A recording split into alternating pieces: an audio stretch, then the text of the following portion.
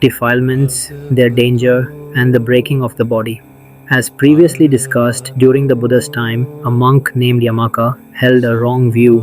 An Arhant, one who has eradicated all defilements, is annihilated upon the death of the body. They cease to exist and are not reborn.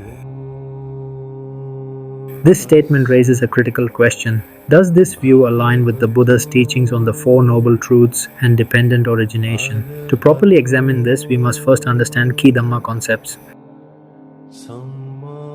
What are defilements? Defilements are mental impurities that bind beings to suffering. They are primarily classified into three: raga, greed, attachment to pleasurable things; dosa, aversion, resistance to unpleasant things; moha, ignorance. Moha is the misunderstanding of reality.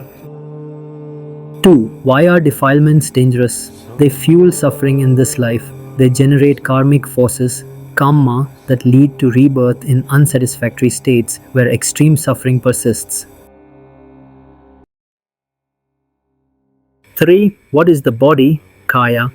The body refers not just to the physical form, eyes, ears, nose, tongue, body, but also includes the mind, citta, vijnana, an aggregate of the five clinging aggregates, pankupadana khanda. 4. How does the body arise? Due to past ignorance, avidya, craving, tanha, and kamma, consciousness, vijnana, enters a mother's womb, forming an embryo. Obviously, after union of our parents, all are the causes. The body grows and sustains itself through food, ahara, and mental conditioning. 5. What is the breaking of the body? Death. Death occurs once consciousness, vijnana, leaves the body. However, the Buddha distinguishes two types of death. Death with defilements. Consciousness emerges in another form, leading to rebirth. Death without defilements, there is no more rebirth, as consciousness no longer arises from greed, anger, or delusion while living. There is also no greed or anger, because one who knows the true nature of arising and ceasing is free from them all the time. In other words, death with defilements leads to rebirth as consciousness takes a new form. One who, without defilements, enlightened, ends rebirth. Therefore, consciousness no longer arises from greed, anger, or delusion, having realized the true nature of arising and cessation. 6. The Buddha's teaching on the body. Natumha Sutta, Saṃyutta Nikāya.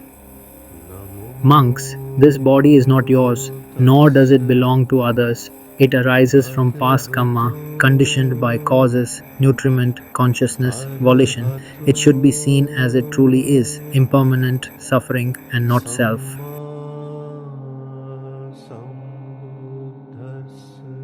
A wise disciple reflects on dependent origination.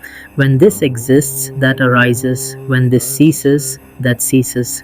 Birth is the root of suffering, hence the cessation of birth while living is liberation, nibbana. 7. The danger of misunderstanding. Yamaka's wrong view, Arhant cease to exist after death, stems from ignorance of cause and effect, paṭicca samuppāda, confusing nibbana with annihilation. To avoid such wrong views, study the Four Noble Truths and dependent origination, observe sila, morality, samadhi, concentration, panya, wisdom, reflect. Is my view in line with dependent origination? The Buddha also clarified this by explaining, an Arhant's liberation is beyond existence, non-existence. Also see Agi Vakchagota Sutta, MN 72.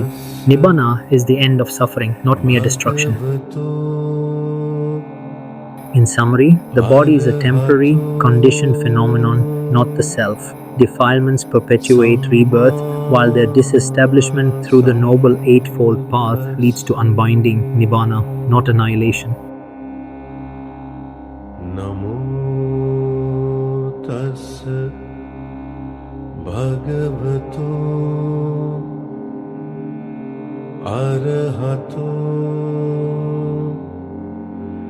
sammā